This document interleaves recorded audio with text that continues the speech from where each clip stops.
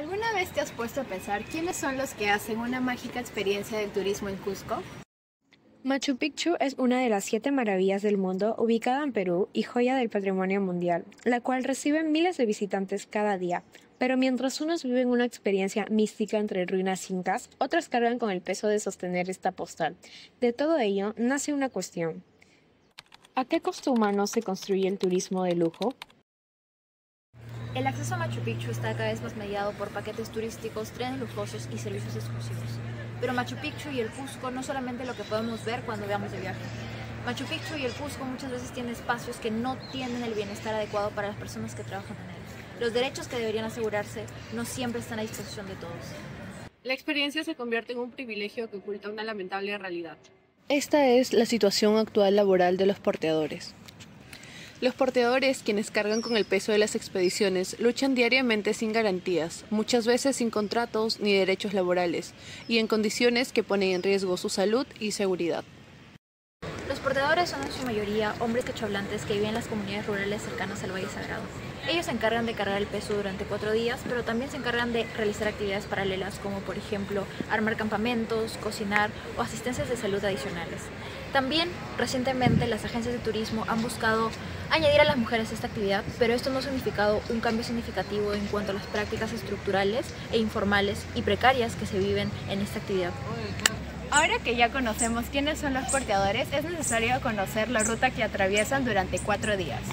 El Camino Inca es una de las rutas más emblemáticas que conducen a Machu Picchu. La ruta clásica del Camino Inca dura 4 días y 3 noches, cubriendo aproximadamente 42 kilómetros de la ruta. Es una de las caminatas más emblemáticas de Sudamérica, que inicia en el pueblo de Piscacucho, o mejor conocido como el kilómetro 82, y termina en Intipunku, la Puerta del Sol. Y es incluso que esta ruta llega a atravesar zonas ubicadas a más de 4.000 metros sobre el nivel del mar. Si bien los porteadores han sido esenciales para el turismo y la exploración del camino inca, su trabajo no siempre estuvo regulado. La ley del porteador cambia esto. En 2001 se promulgó la Ley 2767, conocida como la Ley del Porteador. Esta normativa buscaba reconocer formalmente los derechos de estos trabajadores y equipararlos a los de otros trabajadores manuales. La ley surgió como respuesta a una realidad insostenible. Trabajadores esenciales para el turismo, pero sin reconocimiento laboral, con pagos por debajo del mínimo, sin horarios ni acceso a salud o pensión.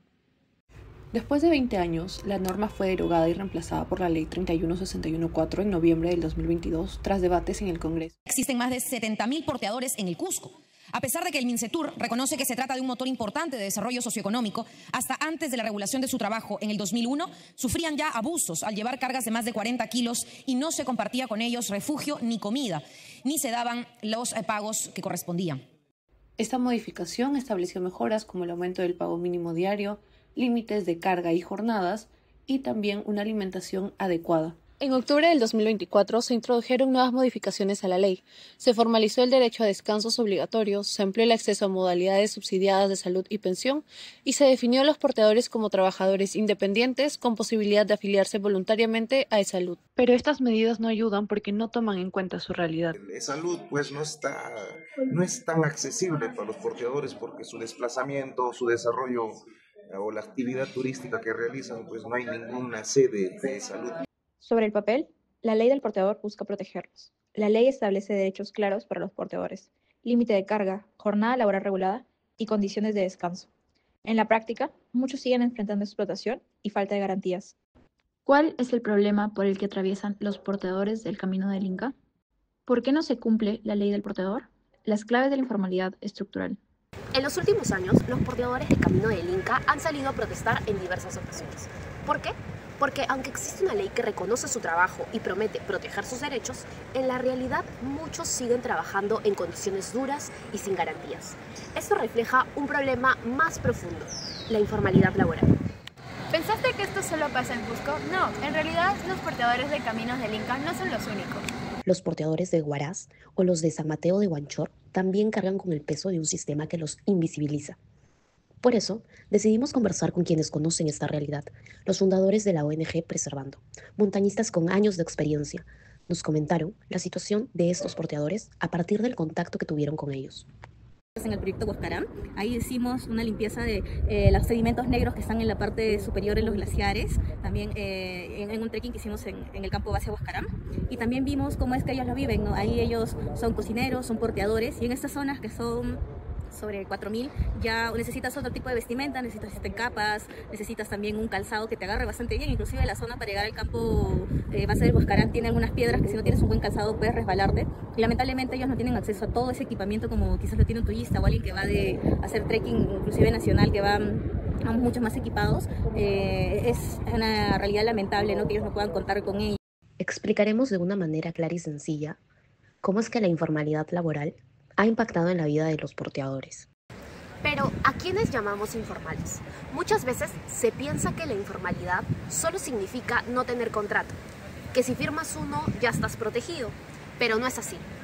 Hay trabajadores como los porteadores del Camino del Inca que sí tienen contrato, pero igual reciben menos de lo que deberían de ganar. No tienen acceso a salud ni condiciones dignas para descansar o alimentarse. Entonces, ¿esto es formalidad?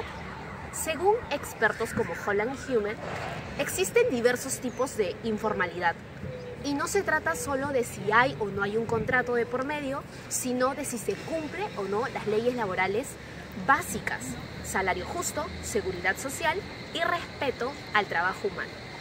Incluso la OIT, la Organización Mundial del Trabajo, cambió su definición hace años para reconocer que la informalidad también está presente dentro de empresas legales cuando no se respetan los derechos de los trabajadores. En el caso de los porteadores, algunos se encuentran en lo que llamamos informalidad de bienestar. Tienen contrato, pero siguen trabajando en condiciones precarias. Otros se encuentran en informalidad total, porque trabajan por su cuenta sin ningún tipo de protección. Hoy en día ya no se ve a los trabajadores informales como personas pasivas o sin poder. Al contrario, nuevas miradas sobre la informalidad, como las teorías de los autores anteriores, destacan que estos trabajadores también pueden cambiar su realidad a través de la política. En el caso de los porteadores del Camino del Inca, ellos no se han quedado callados, se han organizado, han formado una federación y han luchado para hacer escuchar sus demandas. Es decir, la informalidad ha impactado en la organización de ellos y en su injerencia o formas de resistencia. Gracias a esta presión, han logrado que el Estado modifique 2 veces la ley del porteador. Esto demuestra que tienen agencia, es decir, una capacidad de acción, y que pueden influir en las decisiones políticas incluso desde una situación de vulnerabilidad. Por otro lado, siguiendo el concepto de capitalismo jerárquico de Schneider, resaltamos que en el caso de los porteadores, ellos vienen a representar una relación laboral fragmentada entre ellos y sus empleadores, puesto que de acuerdo a las demandas anunciadas por parte de los porteadores, las empresas buscan la mano de obra barata y muestran una poca inversión respecto a sus capacitaciones. Ello también a que son volubles a los cambios laborales, es decir, a los contratos que tienen son de corto plazo y no mantienen una relación de coordinación.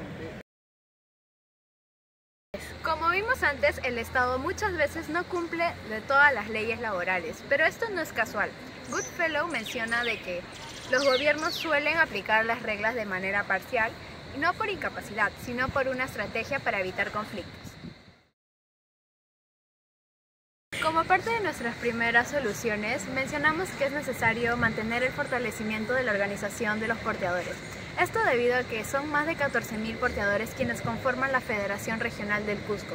Este tejido social que han logrado construir con el pasar de los años debe seguir manteniéndose fuerte, incluso serlo aún más, ya que esta organización sigue generando que estas demandas continúen y se puedan procesar en el sistema político, tal como lo hemos visto antes con la ley del porteador.